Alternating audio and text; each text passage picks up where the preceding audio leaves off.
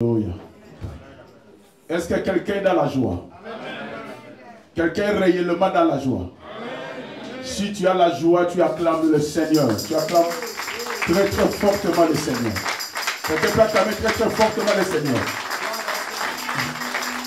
Je vais demander, avant de commencer la prédication, je demande aux musiciens de rester dans la salle. Derrière, pour les enfants, je veux voir que c'est fort. Tous ceux qui sont derrière, ils doivent rentrer pour la parole.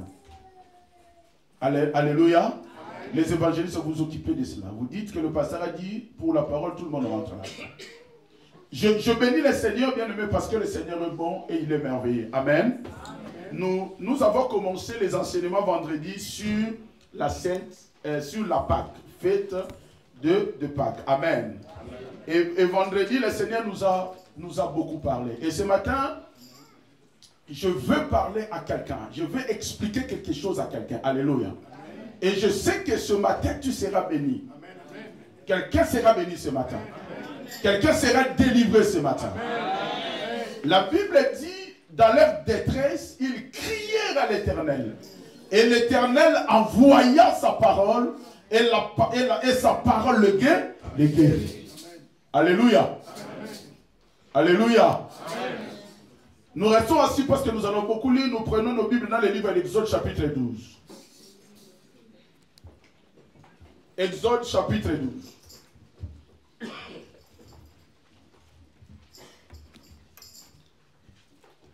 Exode chapitre 12. Nous commençons par le verset premier. Je lis au nom de Jésus. Amen. Le livre d'Exode chapitre 12 en commençant par le verset premier. L'Éternel dit à Moïse et à Aaron dans le pays d'Égypte. Ce mois-ci sera pour vous le premier des mois. Il sera pour vous le premier des mois de l'année. Parlez à toute l'assemblée d'Israël et dites, le 10e jour de ce mois, on prendra un agneau pour chaque famille, un agneau pour chaque maison. Si la maison est trop peu nombreuse pour un agneau, on le prendra avec son plus proche voisin, selon le nombre de personnes. Vous compterez pour cet agneau d'après ce que chacun peut manger. Ce sera un agneau sans défaut mâle, âgé d'1 an. Vous pourrez prendre un agneau ou un chevreau. Vous le garderez jusqu'au 14e jour de ce mois. Et toute l'assemblée d'Israël l'immolera entre les 2 soirs. On prendra de son sang et on en mettra sur les 2 poteaux et sur les linteaux de la porte des maisons où l'on mangera. Cette même nuit, on en mangera la chair rôtie au feu. On la mangera avec des pains sans levain et des herbes amères. Vous ne le mangerez point à demi cuit et bouilli dans l'eau, mais il sera rôti au feu avec la tête, les jambes et l'intérieur. Vous n'en laisserez rien jusqu'au matin. Et s'il en reste quelque chose le matin, vous le brûlerez au feu. Quand vous le mangerez, vous aurez vos reins sains, vos souliers aux pieds et votre bâton à la main. Vous recommence. Quand vous le mangerez, vous aurez vos reins sains, vos souliers aux pieds et votre bâton à la main. Et vous le mangerez à la hâte. C'est la Pâque de l'Éternel. Alléluia. Amen. Alléluia. Amen. Amen, amen, amen. Bien-aimé, ce dimanche, c'est le dimanche de la résurrection de notre Seigneur Jésus. Amen. Je pris cette position aujourd'hui parce que je veux beaucoup parler. Et je veux que tu me suis très bien. Alléluia. Bien-aimé, aujourd'hui, dans le monde entier, tout le monde fête la Pâque. Et la fête de Pâques, au début, c'est une fête juive. Dans le livre d'Exode chapitre 12, la Bible dit que le Seigneur va voir Moïse. Et avant que le Seigneur instaure cette fête de Pâques, le Seigneur a donné une mission à Moïse de libérer le peuple d'Israël. Et la Bible dit, à chaque fois que Moïse allait voir Pharaon pour lui annoncer de libérer ce peuple d'Israël, la Bible dit que Pharaon refusait. Mais la Bible dit aussi quelque part que si Pharaon refusait, c'est parce que Dieu lui-même rendait incrédule le cœur de Pharaon de ne pas laisser ce peuple partir. Amen, amen. Alléluia. D'un côté, Dieu demandait à Moïse d'aller voir Pharaon pour qu'il libère Israël. De l'autre côté, Dieu passait du côté de Pharaon et Dieu rendait incrédule, rendait dur le cœur de Pharaon pour ne pas laisser Israël partir.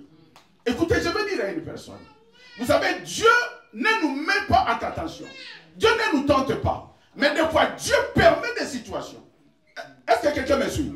Des fois, Dieu permet des situations qui nous amènent dans des épreuves. Mais même si nous sommes dans des épreuves, le Seigneur finit toujours par nous libérer. Amen. La Bible dit ceci. La Bible dit que le malheur atteint souvent le juste, mais le Seigneur en délivre toujours. Amen. Je veux dire à une personne qui est là ce matin, quelles que soient les situations que tu es en train de traverser, quel que soit le moment que tu es en train de traverser, sache que Dieu ne t'abandonnera pas. Amen. Alléluia. Amen. Le Seigneur avait fixé un temps où Israël devait sortir de l'Égypte. Le temps était fixé par Dieu. Nous devons comprendre que la Bible dit il est le maître des temps et des circonstances. Quels que soient les temps qui passaient, nous devons comprendre aussi qu'Israël est resté en Égypte pendant 430 ans. Et si Israël est parti en esclavagisme, c'était à cause de la têtuesse de leur ancêtre Abraham. Abraham a désobéi à Dieu. À cause de cela, Dieu a promis à Abraham que tes descendants iront en esclavagisme. Quand il y a la désobéissance, bien-aimé, cela apporte de malédiction sur nos descendants. En fait, quand nous venons à Jésus, quand nous rencontrons Jésus, la meilleure des choses à faire, c'est d'avoir la crainte de Dieu et de marcher selon le principe de Dieu. Quand Dieu nous dit quelque chose, quand Dieu nous instruit et que nous ne nous écoutons pas et nous ne marchons pas selon le principe de Dieu, cela nous apporte de malédiction. Le livre de Deutéronome 28 dit, celui qui obéit sera béni dans la ville, dans le champ, son panier sera béni. Le fruit de ses entrailles aussi sera béni. Le même chapitre 28 dit que celui qui n'obéit pas ne sera pas béni. En fait, la bénédiction de ta vie ne dépend pas de ton pasteur. La bénédiction de ta vie ne dépend pas de tes parents. La bénédiction de ta vie dépend de la relation que toi tu as avec Dieu. Amen. Comment est-ce que tu marches avec Dieu? Comment est-ce que tu crains Dieu? Il y a des gens bien-aimés, ils sont à l'église il y a des années. Mais jusqu'aujourd'hui, ces gens ne craignent pas toujours Dieu. À quoi sert, bien-aimé, qu'on t'appelle chrétien? Le mot chrétien, cela veut dire comme Christ. Amen. Alléluia. Amen. Le mot chrétien, cela veut dire comme Christ. Est-ce que toi, tu vis comme Christ? Est-ce que toi, tu fais les choses comme Christ? La Bible dit ceci, bien-aimé. Au début de toutes choses, Dieu créa l'homme et la femme. Et Dieu le plaça dans le jardin. Dans le jardin, l'homme avait tout comme la femme avait tout. Je vais vous expliquer une chose. Quand l'homme a désobéi à la parole de Dieu, la Bible dit que Dieu dit, sur les suaires de ton front tu mangeras. Donc ça veut dire, Dieu dit à l'homme, à partir d'aujourd'hui, tu n'auras plus la gratuité. L'homme dans le jardin avait tout gratuit. L'homme mangeait sans faire d'effort. L'homme vivait sans faire d'effort. Mais quand l'homme a désobéi à la parole de Dieu, bien aimé, la vie te devient difficile. Quand tu commences à désobéir à la parole de Dieu. Amen. Quand nous désobéissons à la parole de Dieu, Dieu s'éloigne. Amen. Voilà pourquoi il est de ton intérêt d'obéir à Dieu. Il est de ton intérêt, bien-aimé, de marcher avec Jésus. Amen. La Bible dit avec Jésus, nous marchons de victoire en victoire, amen, de réussite en réussite. Amen. La Bible dit même quelque part, même si des choses dans ta vie tardent à venir, ne crains rien, attends-la. Car elle finit toujours par s'accomplir. Je vais déclarer pour quelqu'un qui est là ce matin, même si les choses durent dans ta vie, ne crains rien. Car Dieu finira toujours par réaliser dans ta vie ce qu'il a prévu pour toi. Amen. Alléluia. Amen. Dieu dit à Jérémie, avant même que tu sois dans le ventre de ta mère, avant même que tu sois formé dans le ventre de ta mère, je te connaissais. Alléluia. Amen. Avant que tu sois né, Dieu te connaissait déjà. Avant que tu sois dans le ventre de ta maman, Dieu te connaissait déjà. Et Dieu a préparé des choses pour toi. Alléluia. Amen. Alléluia. Amen. La Bible dit, au début de toute chose, l'homme va pécher. Quand l'homme va pécher, alors Dieu, le même jour où Dieu voit l'homme pécher, Dieu va mettre un autre processus de sauver l'homme. Et pour sauver l'homme, il fallait que Dieu envoie Jésus-Christ de Nazareth. Amen. Mais avant que Dieu envoie Jésus, la Bible nous parle de l'histoire d'Israël. Israël en Égypte, pendant 430 ans, Dieu appelle Moïse et il envoie Moïse d'aller parler à Pharaon, disant à Pharaon de libérer son peuple. La Bible dit que Pharaon refusait de libérer le peuple de Dieu. Jusqu'à ce que Dieu, un jour, va appeler Moïse en lui disant, va dire à tout le peuple d'Israël que vous achèterez, vous prendrez chaque maison, pour chaque maison, un brebis. Alléluia. Amen. Alléluia. Amen. Pour chaque maison, un animal. Et le soir du 14e jour, vous l'égorgerez cet animal. Cet agneau ou chevreuil, vous l'égorgerez et vous prendrez le sang. Vous mettrez sur les lettres de vos maisons. Et ce soir-là, je passerai. Et quand je passerai, toutes les maisons qui n'auront pas sur ces lettres le sang de l'agneau égorgé, j'entrerai et le premier-né de ces maisons mourront. Alléluia. Amen. Et le premier-né de ces maisons mourront. Alors, Moïse rapportera ces paroles de l'Éternel au peuple d'Israël. Chaque maison d'Israël prendra un agneau, une chevreuil, et ils les égorgeront. Et ils prendront le sang, ils mettront sur les laitons de leur maison. Et la Bible dit, ce soir-là, Dieu va passer et tout le premier-né d'Égypte seront tués. À commencer par le premier-né de Pharaon jusqu'au dernier Égyptien. Alors ce soir-là, Pharaon envoya son fils mourir et tout le premier-né de son pays mourir. La Bible dit, il a eu peur et il a décidé de libérer Israël. Et c'était la veille de la libération d'Israël. Alléluia. Amen. Et Dieu va venir voir Moïse en lui disant, ces jours ici, où vous avez égorgé l'agneau et le chevreuil, sera pour vous le premier jour de l'année, et le mois sera pour vous le premier mois de l'année. Donc ça veut dire, dans le calendrier judaïque, le premier mois, c'est ce que nous appelons avril. Donc quand nous sommes au 4e mois, nous, les Juifs sont à leur premier mois.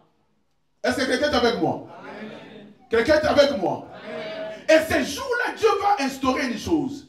Dieu va dire à Moïse, à partir d'aujourd'hui, vous, vos enfants et vos descendants, vous fêterez ces jours pour toujours. Ça veut dire, Moïse et tous ceux qui sont avec toi, vous les fêterez chaque année. Et chaque année, jusqu'à ce que le monde y prendra fin, vous et vos enfants, vous fêterez ces jours. Quel jour? Le jour de la Pâque. Alléluia. Amen. Donc la Pâque, c'est une fête juive dont les Juifs fêtent tous les ans. Ils le fêtent pourquoi? Parce que la Pâque, pour les Juifs, représente la sortie. Les jours où les Juifs, les Hébreux, furent libérés. Alléluia. Amen. Les jours où ils furent libérés de l'esclavagisme. Donc, pour Israël, les jours de la fête de Pâques, c'est les jours de la libération. Alors, je voulais expliquer une chose. Ces jours-là, Dieu dit à Israël, vous allez manger l'agneau et le chevreuil. Mais pour manger l'agneau et le chevreuil, il y avait une condition. Dieu dit, vous ne devez pas le manger comme ça. Il devait avoir le ceinture sur leur rein. Il devait avoir le sandal et le bâton. Toute personne qui devait manger l'agneau ce jour-là, il devait avoir une ceinture, le sandal et le bâton. Alléluia. Amen. Ça, c'était d'abord la condition pour pouvoir participer à ces repas. Alléluia. Amen. Je vais amener quelqu'un à comprendre une chose. Dans le livre d'Éphésiens chapitre 6, lisons Éphésiens chapitre 6, en commençant par le verset 18. Éphésiens chapitre 6, en commençant par le verset 18. Je lis le livre d'Éphésiens chapitre 6, verset 18. Verset 10 à 18. 10 à 18. Oui. Au reste, fortifiez-vous dans le Seigneur et par sa force toute puissante. Revêtez-vous de toutes les armes de Dieu. Revêtez-vous de toutes les armes de Dieu. Afin de pouvoir tenir ferme contre les ruses du diable. Afin de pouvoir tenir ferme contre les ruses du diable. Car nous n'avons pas à lutter contre la chair et le sang. Oui. Mais contre les dominations, oui, contre les autorités, oui, contre les princes de ce monde des ténèbres, oui, contre les esprits méchants dans les lieux célestes. C'est pourquoi prenez toutes les armes de Dieu afin de pouvoir résister dans le mauvais jour et tenir ferme après avoir tout surmonté. Tenez donc ferme, ayez à vos reins la vérité pour ceinture. Ayez à vos reins la vérité pour ceinture. Donc pour pouvoir manger l'agneau pascal en Égypte, Dieu ordonne à Israël. Et Dieu dit à Moïse, tu diras à tout le peuple que tous ceux qui participeront au repas devaient avoir le ceinture sur les reins. Amen. Et ce ceinture sur les reins, la Bible dit que l'apôtre Paul l'interprète comme la vérité. Amen. Alléluia. Amen. Et bien aimé, écoutez-moi très bien. Je vais vous expliquer quelque chose. La fête juive de Pâques dure 7 jours. Dire 7 jours. Je vais vous expliquer. Nous avons plusieurs sortes de calendriers. Parce que nous fêtons aujourd'hui la fête des Pâques. Nous chrétiens, on va dire d'origine gréco-romaine. Mais il y a d'autres chrétiens aussi qui sont dans le monde. Ils ne fêtent pas la Pâque aujourd'hui. Comme d'autres chrétiens ne fêtent pas le 25 décembre, le 25 décembre. Est-ce que vous comprenez? Les orthodoxes fêtent la fête de la Pâque le 23. Est-ce que quelqu'un est avec moi? Donc, nous avons une histoire de calendrier. Dans le calendrier judaïque, le premier jour de la semaine, c'est dimanche. Dans le calendrier judaïque, c'est pour cela nous voyons les Juifs, ils vont dans les synagogues les samedis, les sabbats. Dans le calendrier gréco-romain, ça veut dire le calendrier chrétien romain, le premier jour de la semaine, c'est lundi. C'est pour cela nous prions dimanche, parce que pour nous chrétiens d'origine gréco-romaine, le sabbat c'est dit dimanche. Si vous allez chez les musulmans, le premier jour de la semaine c'est samedi. Donc le 7e jour pour le musulman, c'est vendredi. Donc c'est une histoire de calendrier. Mais il y a d'autres chrétiens aussi qui prient le samedi. Par exemple, les méthodistes, ils prient le samedi. Et des fois, il y a débat par rapport à tout ça. Tu vas croiser un méthodiste qui te dit, vous êtes dans l'erreur parce que vous priez dimanche. Mais si tu croises un méthodiste ou tu croises un judaïque qui te dit, vous êtes dans l'erreur parce que vous priez dimanche, la réponse est simple. Tu dois lui répondre que nous prions dimanche parce que selon notre calendrier à nous, le sabbat tombe dimanche. Alléluia. Alléluia. Alléluia. Bon, la Bible dit ceci. Comme l'homme a péché, Dieu a pris la résolution et a mis en place un processus pour sauver l'homme. Qu'est-ce que Dieu va faire? Dieu va envoyer. Le livre de Matthieu chapitre 1er, commençant par le verset 18. Dieu va envoyer Gabriel d'aller voir une jeune femme qui s'appelait Marie. Et cette jeune femme qui s'appelait Marie était fiancée à un homme qui s'appelait Joseph. Et la Bible dit que cette jeune femme, Marie, était vierge et fiancée. Alors, je voulais marteler quelque chose de très très important. La Bible dit, l'ange va venir voir Marie. Et il parla à Marie, nous connaissons l'histoire, que tu vas tomber enceinte, tu enfanteras un enfant, qui s'appellera Emmanuel. Et le mot Emmanuel, cela veut dire Dieu parmi nous. Alléluia. Amen. Mais je vais expliquer encore une chose. Marie a apporté Jésus homme. Jésus, il était 100% homme et il était aussi 100% Dieu. Mais celui que Marie a apporté dans son ventre, c'était Jésus homme. Pourquoi? Parce qu'un homme ne peut pas porter Dieu sur son ventre. Quelqu'un est avec moi? Amen. Pourquoi est-ce qu'un homme ne peut pas porter Dieu? Parce que c'est lui que Marie a porté, Jésus que Marie a porté, c'était Jésus homme. C'est pour cela que vous verrez que Jésus à Gethsemane, Jésus va démontrer ses faiblesses humaines. La Bible dit, il va s'attrister, il va même pleurer et implorer Dieu d'enlever la coupe. Est-ce que quelqu'un comprend? C'est lui qui parle et qui implore Dieu d'enlever la coupe. Ce n'est pas Jésus Dieu, mais Jésus homme. Je vais vous expliquer quelque chose de très important. Dans le livre de Proverbes, chapitre 8, la Bible dit, Jésus est en train de parler. Il dit, l'Éternel m'a engendré avant toutes ses œuvres les plus anciennes. Jésus dit, l'Éternel m'a engendré.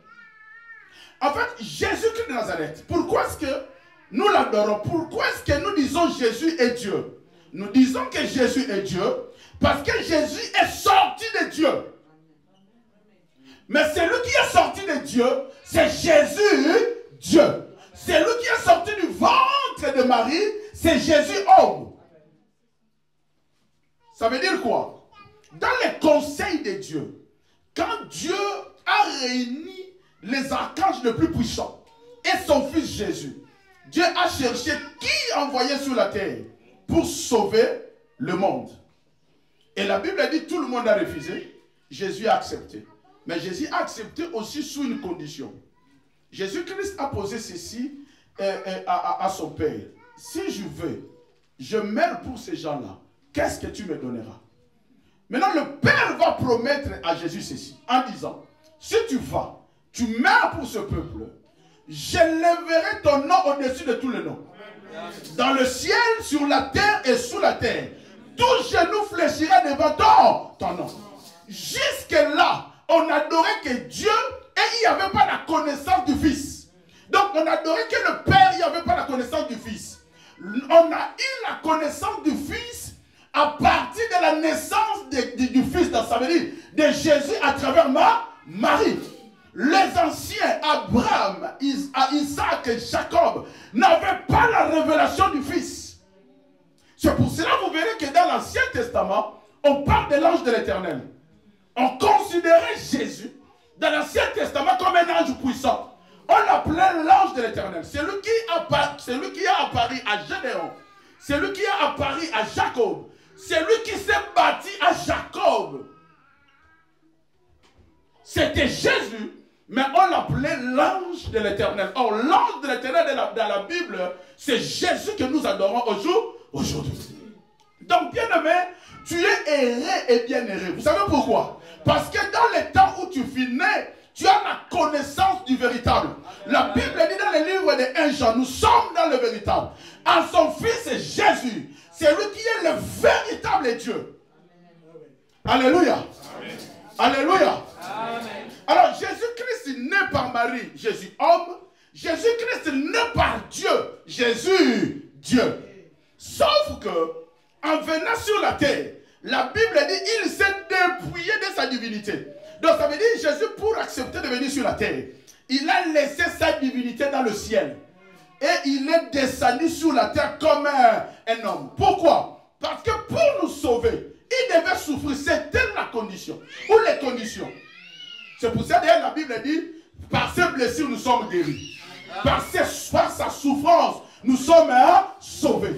Jésus a souffert pour toi. C'est pour ça que tu dois être reconnaissant envers ces dieux-là. Si tu respires jusqu'aujourd'hui, si tu vis jusqu'aujourd'hui, c'est parce que quelqu'un a accepté de tout abandonner pour toi. Quelqu'un a accepté de se dépouiller de sa divinité, de laisser son trône de gloire descendre sur la terre pour toi. Voilà pourquoi je suis en train de dire à une personne ce matin, toi tu ne parles comme n'importe qui. Tu ne parles n'importe qui.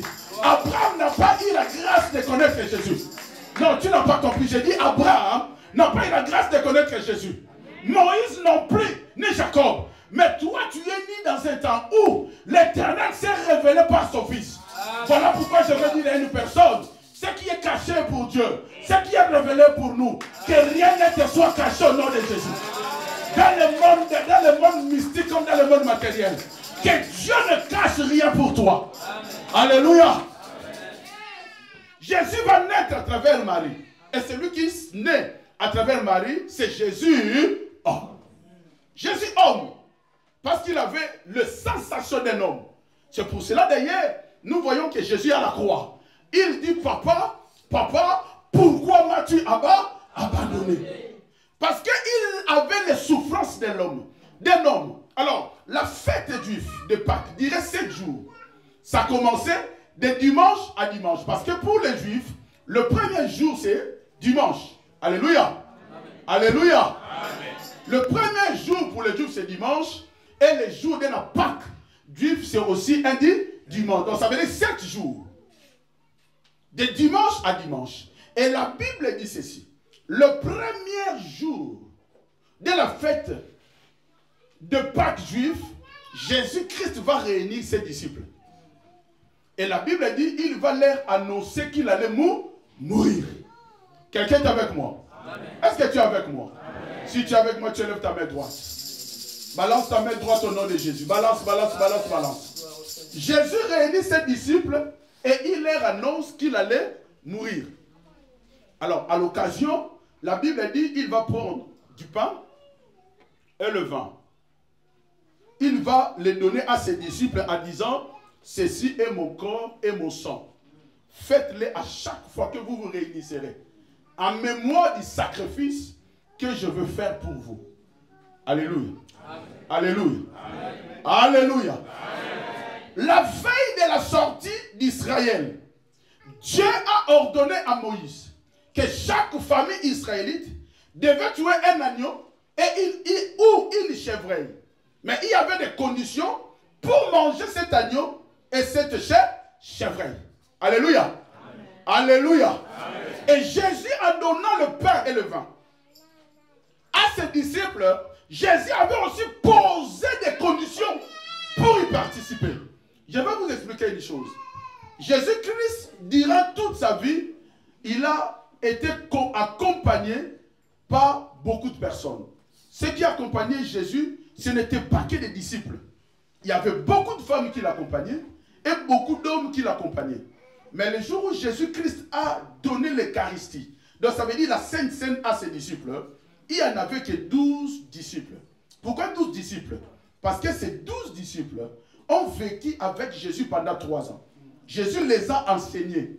Donc ces 12 disciples connaissaient les choses de Dieu.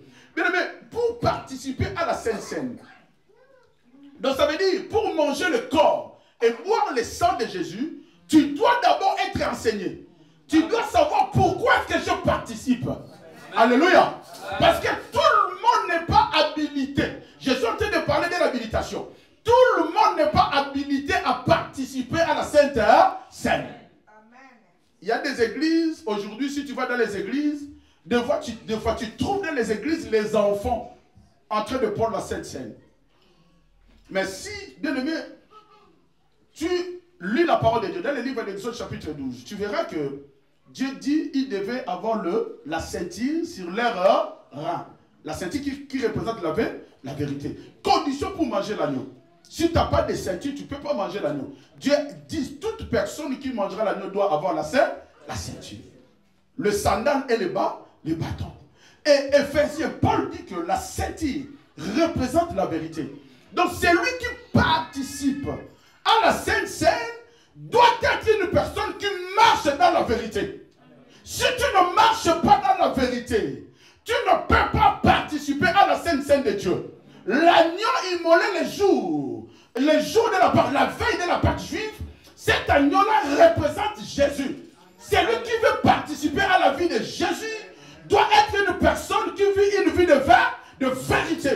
Et Jésus-Christ dit à ses disciples un jour, je suis le chemin, la vie et la vérité.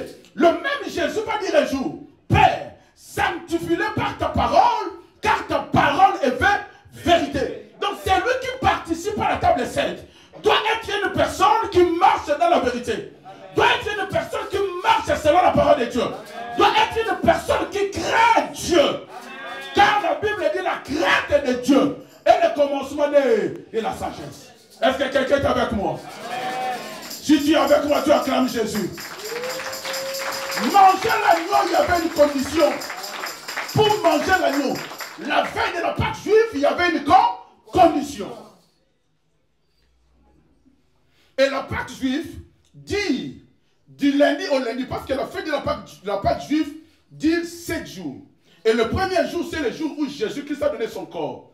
Ensuite, il y a eu beaucoup d'événements. Jésus va annoncer, il va annoncer sa mort à ses disciples. Il annonce sa mort. La Bible dit, entre-temps, ils vont l'arrêter. Vous devez comprendre que la fête juive de Pâques, c'est la fête de la sortie, mais la fête juive chrétienne, c'est la fête de la résurrection.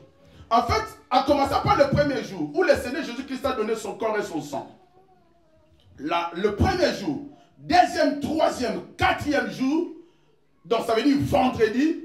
Le vendredi, c'est pour cela que quand vous allez chez les catholiques, ils appellent le vendredi passé, c'était le vendredi saint. Le vendredi saint, c'est le vendredi où Jésus fut crucifié. Et le dimanche de Pâques, c'est le dimanche où Jésus fut ressuscité. Alléluia. Amen. Alléluia. Amen. Alléluia. Amen. Alléluia. Amen. Donc, la Pâque chrétienne, nous fêtons la résurrection. La Pâque juive, ils fêtent les juifs la sortie de l'esclavagisme. Alors, bien aimé, je vais dire à une personne quelque chose de très important ce matin. Jésus-Christ a tout laissé. Il a accepté de mourir à la croix pour te sauver. Et à la croix, nous avons bénéficié de 4 choses. Dans le livre de Jean chapitre 19, à commencer par le verset 1er, la Bible dit, ils crucifièrent Jésus. Mais sur la crucifixion de Jésus, par rapport à la crucifixion de Jésus, nous avons 4 choses. Nous avons premièrement la croix. Deuxièmement, la couronne des épines. Troisièmement, le meurtricide. Et quatrièmement, la nudité. Jésus à la croix, il a été dépouillé de tout vêtement. D'ailleurs, la Bible dit, avant même qu'on le crucifie, les soldats vont prendre sa robe. Quelqu'un est avec moi? Quelqu'un est en train de me suivre? La Bible dit, les soldats vont prendre sa robe, ils vont la déchirer en 4. La robe de Jésus. Et vous devez comprendre que cette robe-là que Jésus portait, ce n'était pas n'importe quelle robe. Il y a eu une femme qui avait une perte de sang de 12 ans. Et un jour, elle va entendre parler d'un homme qui s'appelait Jésus. Et cette femme a eu la foi de se faufiler au milieu de la foule pour aller toucher la robe de Jésus. La Bible dit que cette femme, en touchant la robe de Jésus, Jésus va sentir une force sortant de lui et guérir la femme. Alléluia. Jésus avait su, il savait qu'une femme était sauvée en les touchant. Mais j'aime Jésus. Jésus enseignait dans toutes les circonstances, il enseignait. La Bible dit Jésus va poser la question à ses disciples en disant, qui m'a touché? Les disciples vont dire, mais Seigneur, il y a une foule. Comment est-ce que pouvons-nous savoir que quelqu'un t'a touché? En fait, ce qui est sorti de la robe de Jésus, c'est ce qu'on appelle l'onction.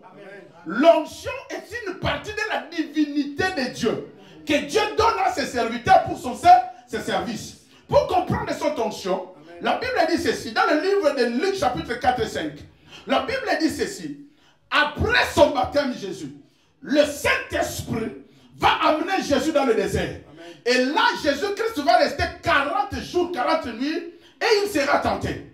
Et les derniers jours, la Bible dit, une puissance venant d'en haut. La Bible ne parle pas du Saint-Esprit, mais la Bible parle d'une puissance venant d'en haut. La puissance d'en haut. Quelqu'un peut dire avec moi la puissance d'en haut? Non, dis avec force la puissance d'en haut. La Bible dit une puissance venant d'en haut. Il va descendre et va revêtir Jésus. Le Saint-Esprit est dans le chrétien. La puissance d'en haut enveloppe l'homme.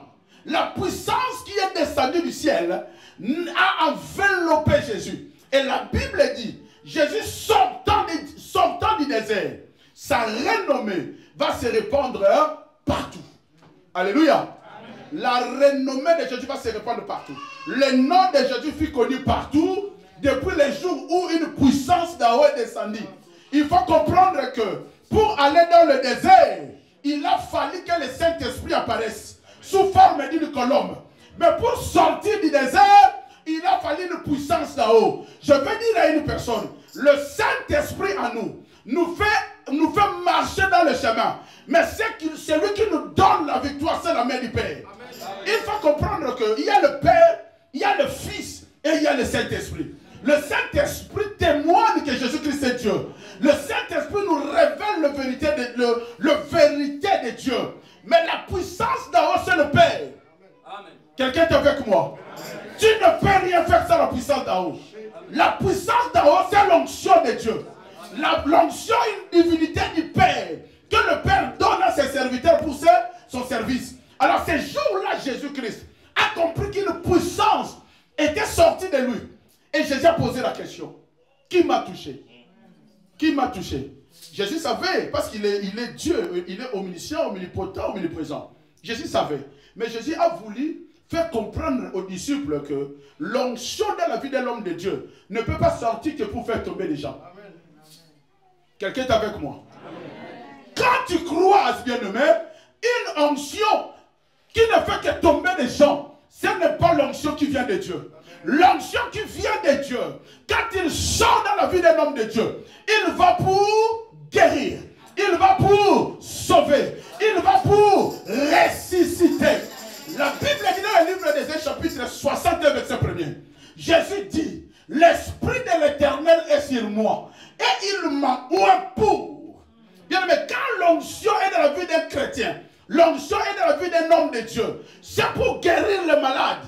Jésus-Christ dit à ses disciples, je vous donne le pouvoir de marcher sur les scorpions et les serpents.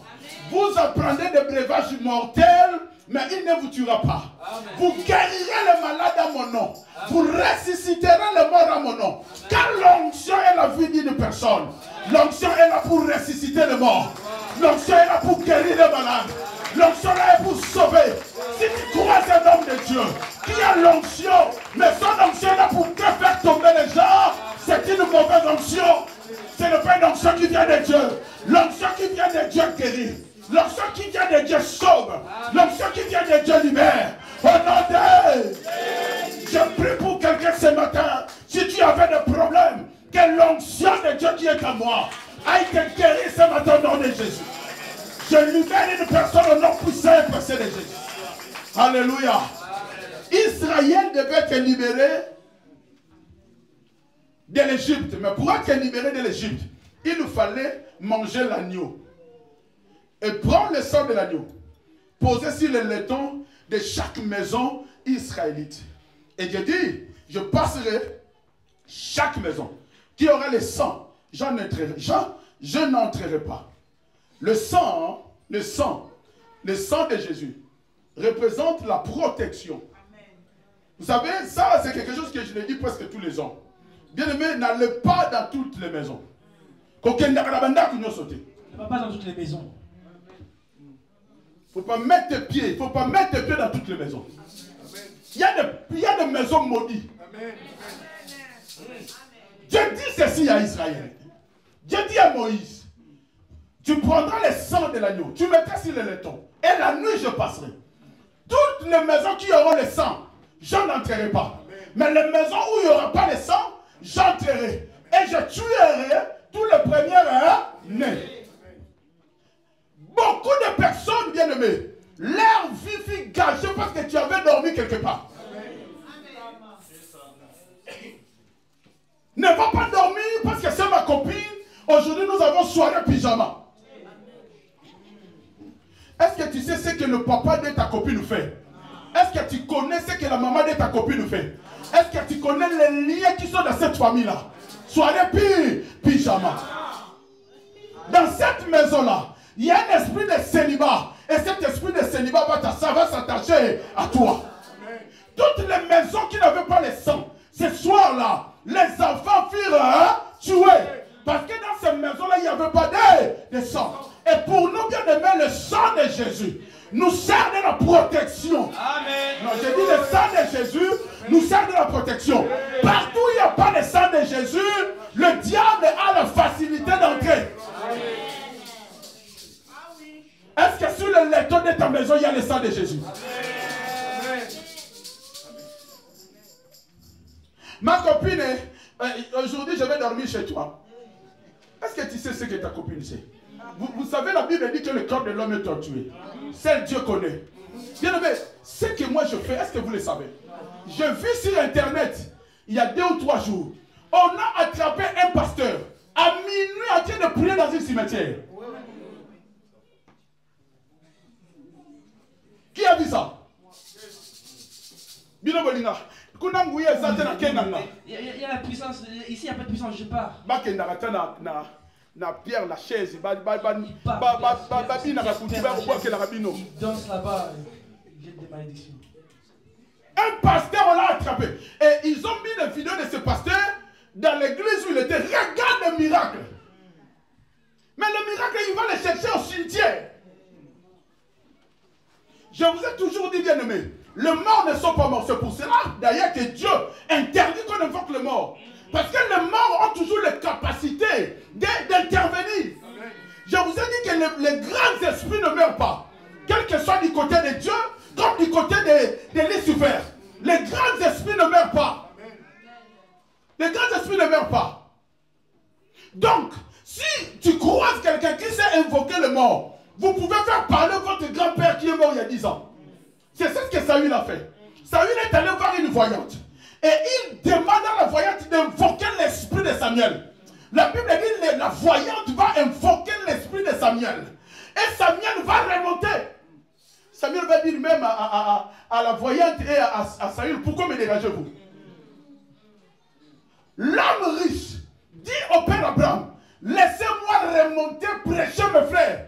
L'homme riche savait que même mort, s'il y a un accès, s'il y a une autorisation, tu peux toujours remonter.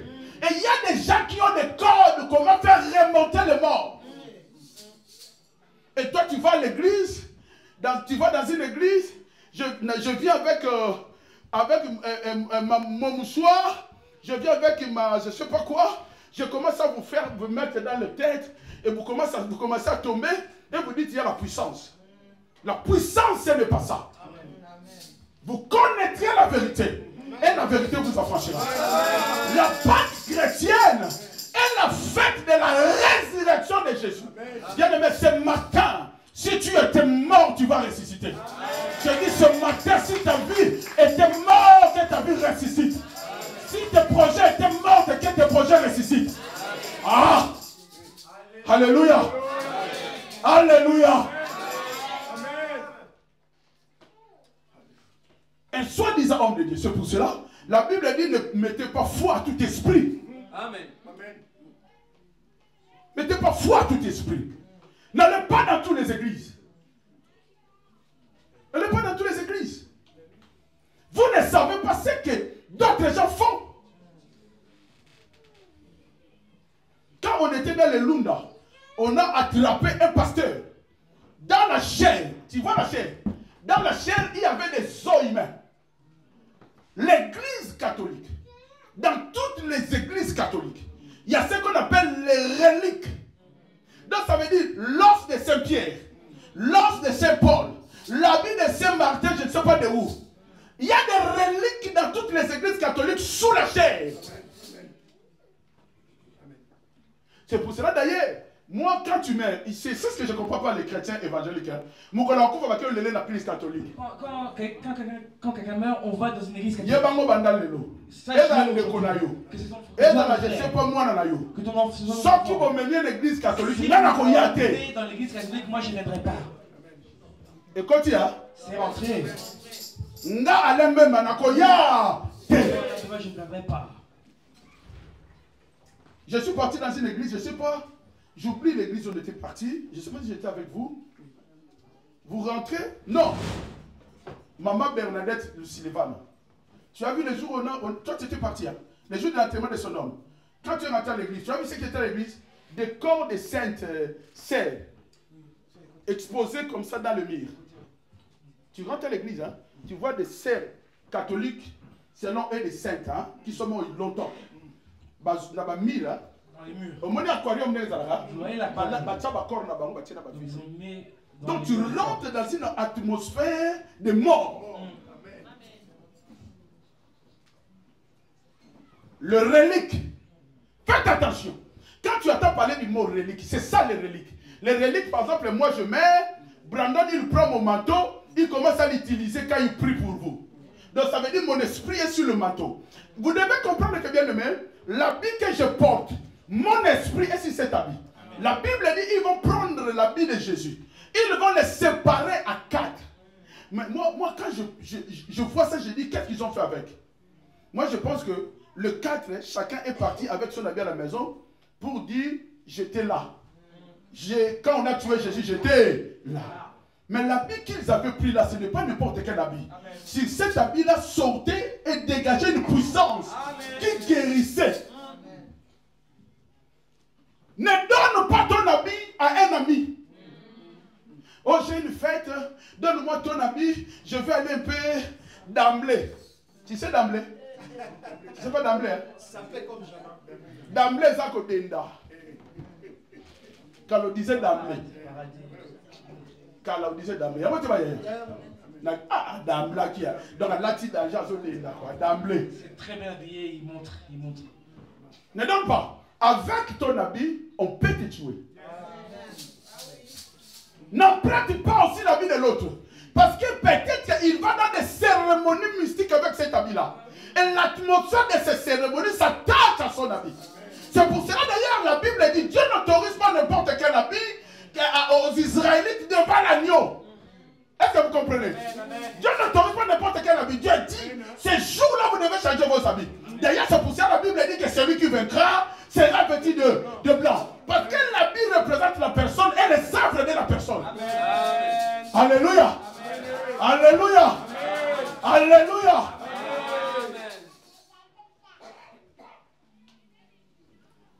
L'habit représente les œuvres. Quand tu es devant l'agneau qui est Jésus, quelles sont tes œuvres? L'apôtre Paul dit, 1 Corinthiens 11, l'apôtre Paul dit, voilà pourquoi il y a beaucoup de maladies parmi vous, beaucoup de morts parmi vous, beaucoup d'échecs parmi vous. Parce que vous vous mettez devant la table sainte de Dieu. Vous mangez le corps et vous buvez le sang de Jésus dans le péché. D'ailleurs, ce jour-là, Dieu dit à Israël, devant l'agneau, vous devez la manger avec du pain sans levain. Le pain sans levain représente la purification et l'humilité. Amen. Le levain ou la levure dans la Bible représente l'orgueil et le péché. Amen. Donc pour manger l'agneau, on doit manger l'agneau dans l'humilité et dans la sainteté. Amen. Pour manger le corps de Jésus, nous devons manger le corps de Jésus dans l'humilité et dans la sainteté. Amen. Comment manges-tu le corps de Jésus? Quand on met la Sainte Seine ici, tu es le premier à venir manger. Pourquoi on lit à la Sainte Seine? On voit manger la Sainte Seine. Sainte Seine est bon maca. La Sainte Seine tue. Et puis ça peut bon. Ça donne aussi la vie. Nous ne sommes pas les églises catholiques où tous les dimanches tu viens, on te donne sans qu'on te pose une question. À l'église de Jésus, pour prendre la Sainte Seine, il faut réfléchir sur ta vie. Amen. Comment est-ce que tu marches? Amen. Comment est-ce que tu marches? Tu as couché avec ta copine, dimanche tu viens, tu prends la Sainte Seine. La Bible dit tu es en train de manger une condamnation contre ton propre corps. Amen. Parce que j'ai compris en Europe, hein, il n'y a pas le respect du sacré. Et les églises de réveil d'aujourd'hui, il n'y a pas le respect du sacré. Tu vois dans les églises de réveil, je vis au-delà des enfants. Vous voyez les enfants qui sont à l'école, Sainte Seine, les Elgra, les Djawel, les Marie, ils viennent prendre la Sainte Seine. Hey, si tu as déjà été dans une église comme ça, où on a donné la Sainte Seine à tes petits, il faut les amener, on doit prier pour eux. Amen. Écoutez-moi très bien. Jésus, Marie était là. Marthe était là. Marie de Magdala. Joseph d'Arimathée. Tous ces gens-là suivaient Jésus. Est-ce que vous comprenez? Amen. Mais les jours où Jésus-Christ a donné son corps, il l'a réservé qu'aux 12. Amen. Amen. Pendant le vivant de Jésus, Marie n'a jamais mangé la Sainte Seine. Mais pourtant c'était sa mère. Jésus a donné qu'aux 12. Mais avant cela, Jésus a dit aux disciples, après cela, Jésus a dit aux disciples que parmi vous, quelqu'un va me trahir. Qui peut manger la Sainte Seine? Celui qui peut manger la Sainte Seine, c'est celui qui vit une vie de vérité. Amen. C'est pour cela d'ailleurs, vous devez avoir le ceintire sur vos reins. Le sandal, c'est quoi? C'est l'Éphésiens.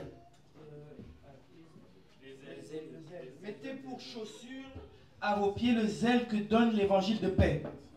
mettez pour chaussures. En fait, Dieu a donné des conditions pour manger l'agneau. La ceinture, le sandal. La ceinture, la vérité. Le sandal, le zèle. Le bâton, l'autorité. Dieu, Jacob dit à Judas, toi le bâton ne s'éloignera pas de ta main. L'autorité. Écoutez, sur la croix, il y a ce qu'on appelle le bénéfice de la croix. Et le bénéfice de la croix, il y a, premièrement, la croix, deuxièmement, la couronne des épines, troisièmement, le meurtrissure, et quatrièmement, la nudité. Parce que Jésus était presque nu. La croix, c'est quoi? La croix représente la délivrance. Un chrétien doit d'abord être délivré de toutes les lignes de sa famille. Tu viens à l'église, tu vis des échecs. Pourquoi? Parce que tu n'es pas délivré. Je vous ai dit dimanche passé que Benaja, son premier ennemi, c'était quoi? Le désir de la chair. Tu dois d'abord te délivrer du désir de la chair. Tu viens à l'église, mais tu as la facilité de Henneken. Tu viens à l'église, mais tu as la facilité de tromper. Tu viens à l'église, mais tu as la facilité de faire l'adultère. Tu viens à l'église, mais tu as la facilité de mensonge. Tu as la facilité de voler. Tu as la facilité... Bien aimé, si tu vis encore cette vie-là, ne participe pas à la septième. Quelqu'un est avec moi? Amen. La croix représente la délivrance. Sur la croix, Jésus nous a délivrés. C'est pour cela, bien aimé, ce matin, tu as une délivrance spéciale pour toi. Amen. Tu as une délivrance spéciale pour toi. Amen. Je répète, Dieu a une délivrance spéciale pour toi. Amen. Que tu sois délivré de tous les désirs charnels. Que tu sois délivré de toute forme des œuvres de la chair. Au nom de Jésus. Sur la croix, il y a ce qu'on appelle la couronne des épines. La couronne des épines, c'est quoi? La couronne des épines représente la richesse. Il s'est appauvri afin que tu sois riche. Bien aimé, je vais vous dire une chose. Dieu a prévu que tu ne souffres pas. Dieu a prévu que tu ne tombes pas malade. Dieu a prévu que tu ne galères pas. Mais si jusqu'aujourd'hui tu galères, parce que ta vie n'est pas conforme aux lois de Dieu. Condition de manger l'agneau, c'est quoi? Avoir la ceinture. Est-ce que vous comprenez? Avoir la ceinture. Et Dieu dit, vous devez la manger avec toute votre famille. C'est pour cela d'ailleurs Josué dit, si vous ne voulez pas, moi et ma maison, nous servirons le Seigneur. Bien aimé, si tu es croyant, si tu crois en Jésus, amène ta famille dans le Seigneur. Amène ta famille. Une famille assise dans les choses de Dieu, c'est une famille heureuse. Amen. Vous savez, hein, même si vous n'avez pas l'argent, mais si vous avez Jésus, vous êtes heureux. Amen. Parce que Jésus apporte la joie. Et la joie, c'est l'une des fruits du Saint-Esprit. Jésus, il s'est appauvri. La couronne des épines représente la pauvreté. Jésus, il s'est appauvri pour que tu sois riche. Amen. Et la richesse a plusieurs formes. La richesse, ce n'est pas que l'argent. Est-ce que quelqu'un est avec moi? Amen. La richesse n'est pas que l'argent. Parce que beaucoup pensent que la richesse, c'est seulement quand tu as beaucoup d'argent. Mais avoir la paix du cœur, c'est aussi une richesse. Donc beaucoup de milliardaires n'ont pas. Il y a des gens qui ont des milliards, mais n'ont pas la paix du cœur. Toi, tu gagnes que 1000 € par mois, mais tu vis comme un milliardaire. Amen. Que ta vie change à partir de ce matin au nom de Dieu. Que tu vis heureux au nom de Jésus qui Nazareth. Quel que soit ce que tu as, que Dieu change ta vie. Ce matin, que la puissance de la croix de Jésus qui Nazareth se manifeste dans ta vie au nom de Jésus. Que la puissance de la couronne des épines s'attache à ta destinée. Que ta destinée change au nom de Jésus qui Nazareth. Alléluia. Et la Bible dit, par ce meurtrissure, nous sommes guéris. La troisième chose sur la croix, c'est le meurtrissure de Jésus. La quatrième chose sur la croix, c'est le meurtrissure de Jésus. Sur ce meurtrissure, nous sommes guéris. Bien aimé, quelle que soit la maladie qui te dérange, moi je t'annonce ce matin que le meurtrissure de Jésus a la puissance d'être guéri. Si quelqu'un parmi nous est malade, touche ton cœur. Si quelqu'un parmi nous a des problèmes, touche ton cœur. Touche ton cœur. Touche ton cœur. Touche ton cœur. Si tu as une situation qui te complique, touche ton cœur. que la puissance de meurtricide de Jésus descend sur ton corps, mais au nom de Jésus. Je dis que la puissance de meurtricide de Jésus descend sur toi au nom de Jésus. Que la puissance de meurtricide de Jésus descend sur toi au nom de Jésus. Que la puissance de meurtricide de Jésus descend sur toi au nom de Jésus. Je te libère de toute forme de contrainte spirituelle. Amen, amen, amen. Donc, bien aimé, nous fêtons la Pâque aujourd'hui parce qu'aujourd'hui, Jésus est ressuscité. Jésus fut ressuscité le premier jour de la semaine. Et le premier jour de la semaine, pour nous, c'est dimanche. Et le jour de la résurrection de Jésus, la Bible dit que les femmes allèrent au tombeau et ils trouvèrent le tombeau vide. Ils commencent à pleurer. Où est-ce qu'ils ont mis le Seigneur? Où est-ce qu'ils ont mis mon maître? Où est-ce qu'ils ont mis le Seigneur? Et tout d'un coup, ils vont croiser un homme beau. C'était lui-même Jésus, l'homme de la résurrection. Et il va leur poser la question, que cherchez-vous? Et les femmes vont pleurer, nous cherchons notre fils, notre Seigneur, qui a été enterré ici, qui a été enterré ici. L'ange va dire à ces femmes, pourquoi cherchez-vous parmi les morts celui qui est vivant? Amen. Souvenez-vous de ce qu'il vous a dit. Bien aimé, le problème des chrétiens, devant les situations, on ne se souvient pas de ce que Jésus a dit. Est-ce que vous comprenez?